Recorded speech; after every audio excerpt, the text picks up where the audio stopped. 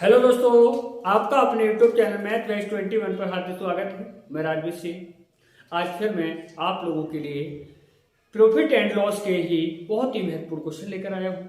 तो देखिए गाइस, मैं आपको एक बात बता देना चाह रहा हूँ कि वैकेंसियाँ आपके सर पर तैयार हैं। अब वो वैकेंसी में एक पद अपना क्लियर कर पा रहे हैं या नहीं कर पा रहे हैं, ये आपके ऊपर डिपेंड करेगा कि आप कितनी मेहनत से पढ़ाई कर रहे हैं। जैसे आपके लिए पता होगा लेखपाल की वैकेंसी क्लियर है, आपको पता होगा पुलिस की भी वैकेंसी क्लियर है, आपको पता होगा ग्रुप डी का भी एग्जाम देना है। जब एग्जाम हमारे सर पर है तो हमें क्या करना है, मेहनत से पढ़ना है। आप सभी जानते हैं जितनी मेहनत कर लेंगे हम उतना ही अच्छा रिजल्ट दे देंगे। अगर मेहनत हमने अच्छे से किया है तो क्या करना है, देखिए आप सभी जानते हैं अगर मेहनत हमने मन लगा करके किया है तो हमें पेपर देने के तुरंत बाद ही पता चल जाता है कि हमारा रिजल्ट क्या होने वाला है। तो अपने माँ बाप के सपनों के लिए पूरा करने के लिए बच्चों रात और दिन एक कर दीजिएगा। जैसे कि आप सभी जानते हैं, क्या जानते हैं, जैसे कि आप सभी जानते हैं कि ऐसा नहीं है कि अगर हमारी जॉब लग जाती है तो माँ बाप के लिए पैसे चाहिए, ऐसा नहीं है। वो अपने ऊपर निर्भर हैं, लेकिन आपके लिए आगे बढ़ते हुए देखकर हर माँ बाप खुश होता है कि हमारा बच्चा आगे बढ़ रहा है। तो उनके सपनों के लिए साकार करने के लिए बच्चों रात और दिन एक कर दीजिए और मेहनत करते रहिए, ताकि आप लोगों के लिए कोई समस्या ना हो और आपके माँ बाप को भी गर्व हो कि हमारा बच्चा कहाँ पहुंच गया। लोग समाज में जाने के बाद में समाज में बैठे हुए लोगों के साथ में आराम से गर्व से कह सकें कि हमारा बच्चा तरक्की कर गया, कि हमारा बच्चा पुलिस में जॉब लग गया, हमारा बच्चा ग्रुप डी में जॉब लग गया, हमारा बच्चा लेखपाल में जॉब लग गया। तो आप कह सकते हैं। देखिए, आपसे ज्यादा आपके माँ बाप के लिए खुशी मिलती है, आपके परिवार को खुशी मिलती है। तो क्यों ना आज की थोड़ी खुशी को थोड़ा कम करके थोड़ा अपनी परेशानियों को आगे, मान लो परेशानी तो होती है, अपनी थोड़ी परेशानियों को उठा करके और एग्जाम को क्वालिफाई करने के लिए अभी से लग जाइएगा और मेहनत करते रहिएगा। तो बच्चों, मैं आप लोगों से एक ही बात कहूंगा कि ज़्यादा टाइम वेस्ट ना करते हुए डायरेक्ट हम क्वेश्चनों की बात करेंगे और क्वेश्चन हमारे क्या होंगे देखते हैं। देखिए, कल मैं आपके लिए क्वेश्चन दे चुका हूं कुछ, और आज मैं क्वेश्चन 33 से स्टार्ट करने वाला हूं। तो देखो बच्चों, इस क्वेश्चन में क्या कहा गया है, एक व्यक्ति ने एक वस्तु 20% हानि पर बेची, यदि वह उसे 200 रुपए ज्यादा पर बेच पाता तो उसे 5% का लाभ मिला होता। देखिए, एक बार लाभ कह रहा है, एक बार हानि कह रहा है, तो आप क्या करेंगे। देखो, मैं एक बात बताना चाहूंगा बच्चों आपके लिए, अगर हमसे प्रॉफिट की बात कर रहा है, दोनों बार प्रतिशत लाभ की बात कर रहा है, तो हमेशा याद रखिए क्या कर देंगे, हम माइनस कर देंगे, यानी कि डिफरेंस देख लेंगे। क्या देखेंगे, डिफरेंस देखेंगे। क्या देखेंगे भाई, डिफरेंस देखेंगे। अगर हमसे कह रहा है प्रतिशत लॉस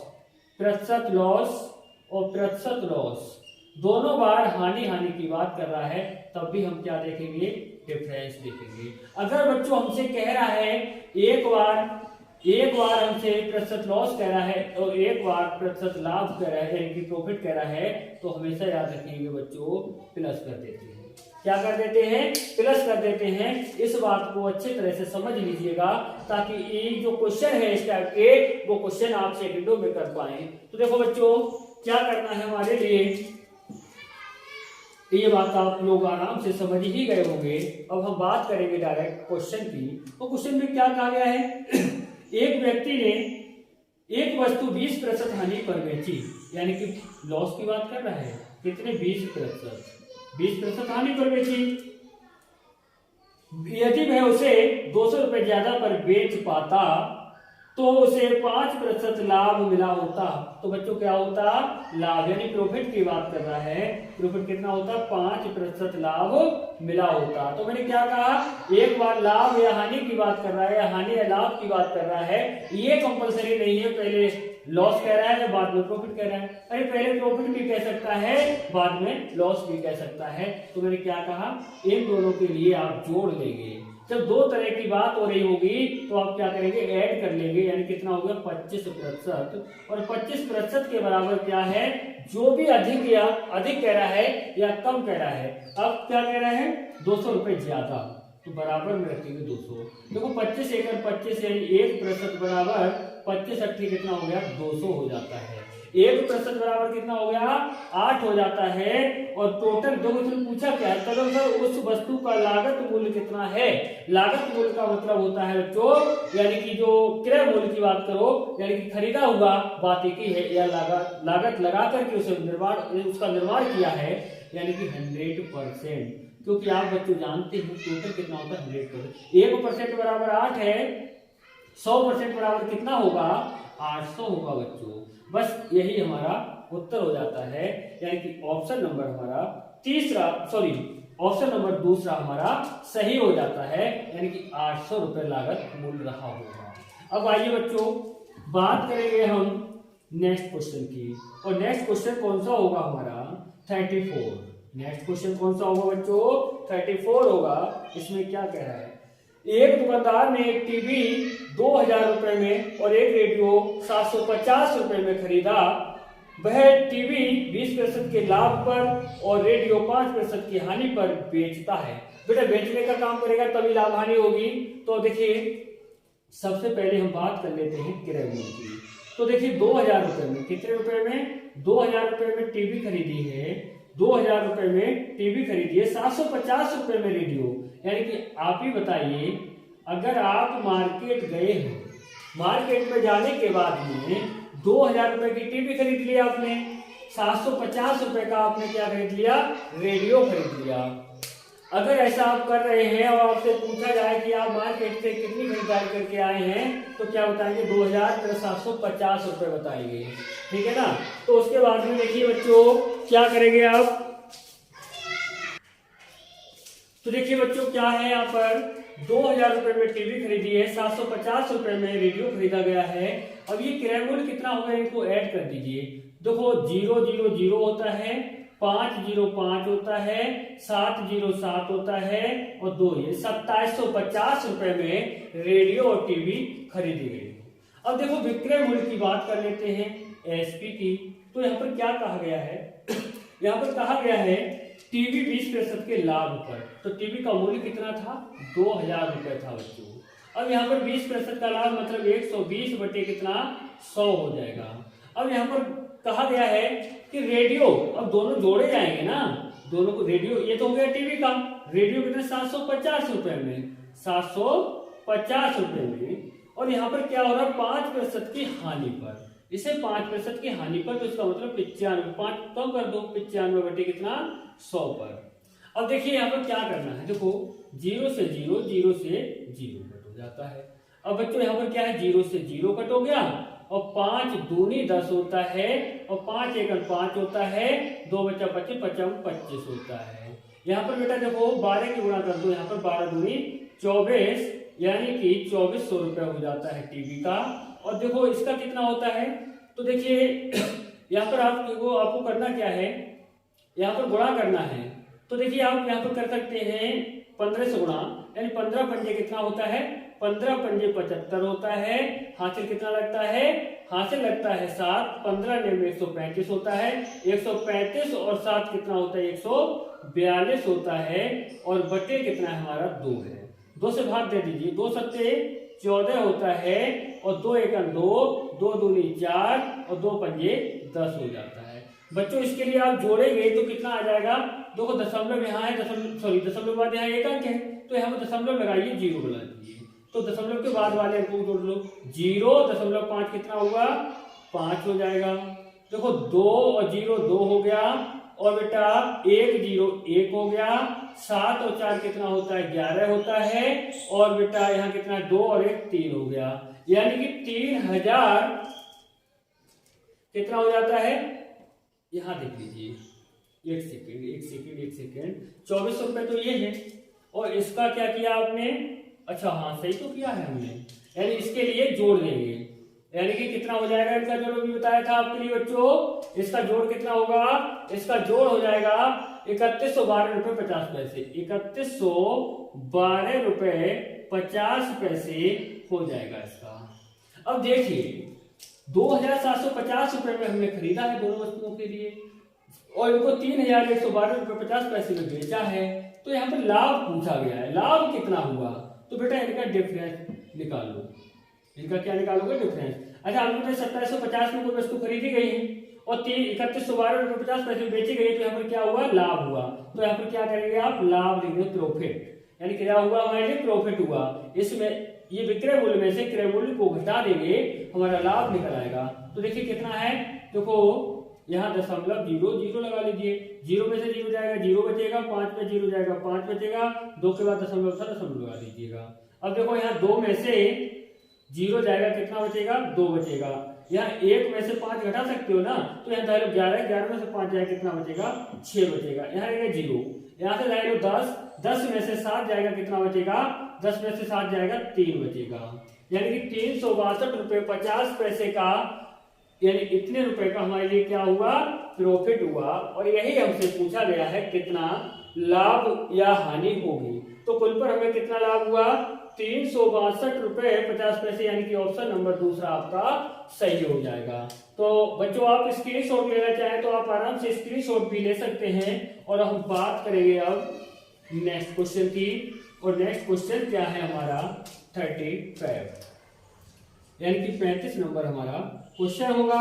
और इस क्वेश्चन में क्या कहा गया है? इसमें कहा गया है एक वस्तु 20% के लाभ पर 300 रुपए में बेची गई, यदि वह 235 रुपए में बेची जाती तो हानि प्रतिशत होती। देखिए सबसे पहली बात विक्रय मूल्य दिया गया है और क्रय मूल्य निकालना है। क्या निकालना है बच्चों? क्रय मूल्य निकालना है। जब क्रय मूल्य निकालना है तो आप क्या करोगे? लाभ हानि बटे में लिखेंगे, यानी कितने बेचा था? 300 रुपए में अगर बेच रहे हैं तो 20% का लाभ होता है। तो जो लाभ हुआ है वो क्या हुआ है? 100 यहाँ और बटे क्या? 120। यानी कि आप जानते हैं जब विक्रय मूल्य दिया गया हो, क्रय मूल्य हमसे पूछा गया हो, तो हम क्या करेंगे? लाभ हानि बटे में लिखेंगे। तो देखिए इसको सॉल्व करते हैं। देखो 0 से 0, 2 पंजे 10, 2 छक 12 और देखो 6 पंजे 30, कितना हुआ? 25 से 250 रुपए। क्रय मूल्य कितना था? 250 रुपए में खरीदा होगा। अब देखिए बच्चों यहाँ पर क्या कहा है? अगर इसके लिए 235 रुपए में बेचा जाता, कितने में? 235 रुपए में अगर इसे बेचा जाता बच्चों, तो यहाँ पर क्या पूछा हमसे? तो हानि प्रतिशत होती, यानी कितनी हानि होती। अब वापिस देखिए 250 रुपए में आपने खरीदा है और 235 में बेचा है, तो क्या हुआ? आपको लॉस हुआ। अब लॉस कितना हुआ इसे घटा दीजिए, और जब लॉस होता है तो क्रय मूल्य अधिक होता है, विक्रय मूल्य कम होता है बच्चों। तो आप इस विक्रय मूल्य में से विक्रय मूल्य को घटा दीजिए। यहाँ जाएगा 10, 10 में से 5 जाएगा 5 बचेगा। यहाँ रह गया 4, 4 में से 3 जाएगा 1 बचेगा, 2 में से 2 जाएगा कुछ बचेगा नहीं। अब बेटा हानि किस पर हुई? क्रय मूल्य कितना था? 250, और 65 में चेंज करने के लिए गुणा 100 से कर देंगे, यानी कि 0 से 0 कट कर देंगे। 5 दूनी 10 और 5 5 25 हो जाएगा, 5 या 15 हो जाएगा। 3 दूनी कितना हुआ? 6% क्या हुआ आपके लिए? लॉस हुआ। कितने प्रतिशत लॉस हुआ? कितने प्रतिशत लॉस हुआ? 6% लॉस हुआ, यानी 6% की हानि हो गई। यानी कि ऑप्शन नंबर आपका 4 रहेगा। ऑप्शन नंबर कितना रहेगा? 4 रहेगा। तो आइए बच्चों अब हम बात करेंगे नेक्स्ट क्वेश्चन की, और नेक्स्ट क्वेश्चन क्या है? 36 नंबर। कौन सा क्वेश्चन है? 36 नंबर क्वेश्चन है। इसमें क्या कहा गया है? 300 रुपए के 100 सेब खरीदे गए। 300 रुपए के 100 सेब खरीदे गए। कितने रुपए के खरीदे हैं? 300 रुपए के। तो सीपी कितना हो गया हमारा? 300 रुपए। सीपी कितना हो गया? 300 रुपए हो गया। 300 रुपए में 100 सेब खरीदे जाते। कितने सेब? देखो यहाँ ध्यान से समझ लीजिए, सेब है 100। ये 100 सेब 300 रुपए में खरीदे गए हैं बच्चों। अब यहाँ पर कह रहा है उनमें से 4 सेब सड़े हुए थे। जो सड़े हुए सेब थे वो माइनस कर दीजिए। कितने? 4। तो सही सेब कितने आ गए? यानी कि यहाँ 6 बचेगा, यहाँ 9, 96 सेब आ गए। 96 सेब बचे हुए हैं। उसे क्या कहा? तो सॉरी, और शेष को, जो शेष बचे इनको, शेष को 50 रुपए प्रति दर्जन पर बेच दिया गया। 50 रुपए प्रति दर्जन पे बेचा गया है। जब बेटा दर्जन में चेंज करोगे, किसमें? दर्जन में चेंज करोगे, तो एक दर्जन में कितनी मात्रा होती है? 12 होती है बच्चों। कितनी होती है? 12। तो दर्जन में चेंज करने के लिए 12 से भाग दोगे, 12 अट्ठे 96, यानी कितने दर्जन में हो गए? 8 दर्जन। तो बच्चा देखो जो बेचा जा रहा है वो कैसे क्या बेचा जाएगा? 50 रुपए प्रति दर्जन है। कितने? 8 दर्जन। तो आप टोटल निकालो कितने में बेचेगा, तो 50 से गुणा करोगे, ठीक है। तो यहाँ टोटल मात्रा निकल, कितने रुपए निकल के कितने बेचा गया वो निकल के आ जाएगा। तो 8 पंजे 40, यानी 400 रुपए में बेचा गया। कितने बेचा गया?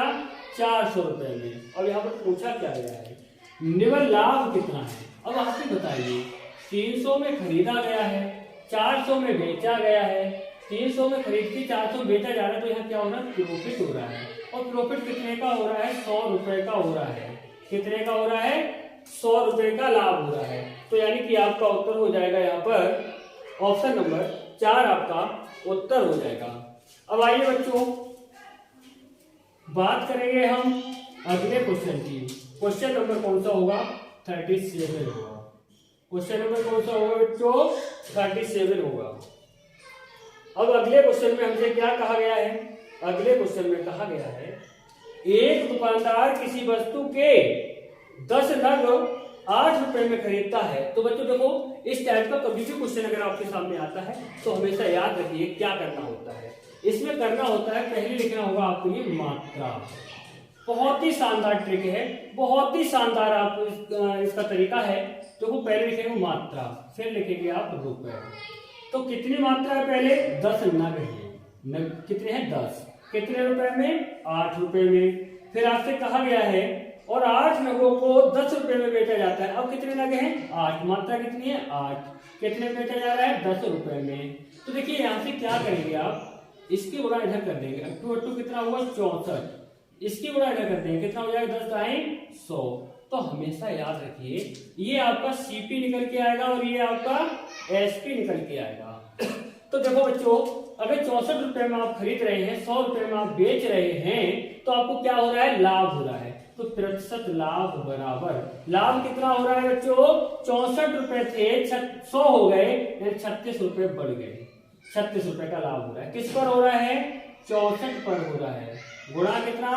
100। प्रतिशत में चेंज करने के लिए गुणा 100 से करना होता है। तो देखिए 4 एकम 4 होता है और 2 बचा 24, 4 छक 24 होता है और 4 नियम 36 होता है। अब देखिए 4 चौक कितना होता है? 16 होता है। 4 दूनी 8 होता है, 4 पंजे 20 होता है। यानी 25 नियम कितना होता है? 225 होता है और बटे कितना है आपका? 4 है।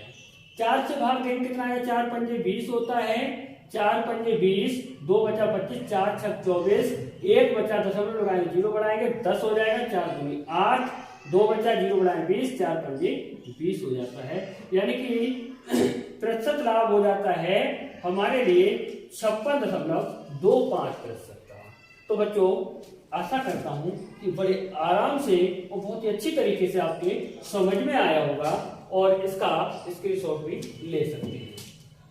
तो आइए बच्चों अब बात करेंगे हम नेक्स्ट क्वेश्चन की। और नेक्स्ट क्वेश्चन क्या है हमारा? 38 नंबर क्वेश्चन।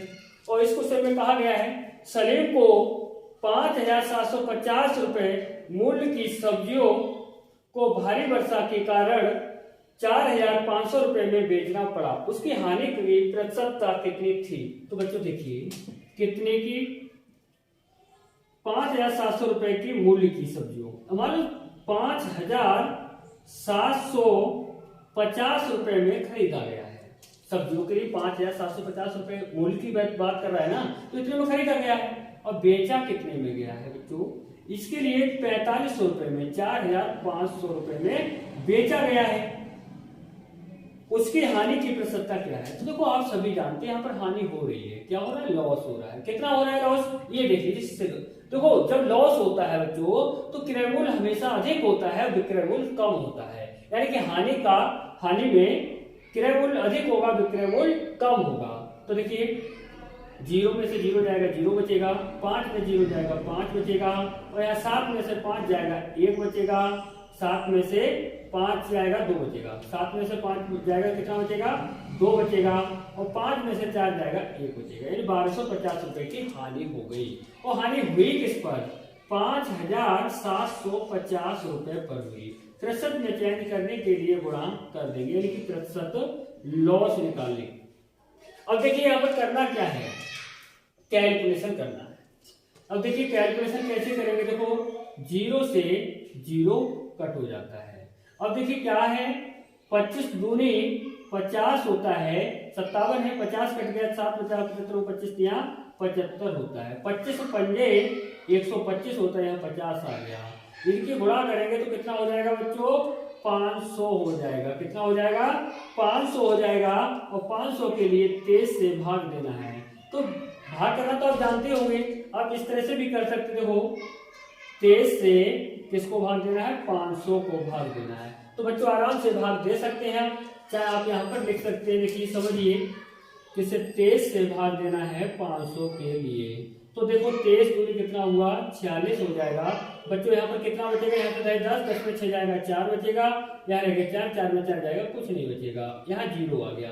तो 23 एकम 23 होता है बच्चों। यहाँ देखो, यहाँ जाएगा 10, 10 में से 3 जाएगा, कितना बचेगा, 10 में से 3 जाएगा, 7 बचेगा। यहाँ 3 में से 2 जाएगा, कितना बचेगा, 1 बचेगा।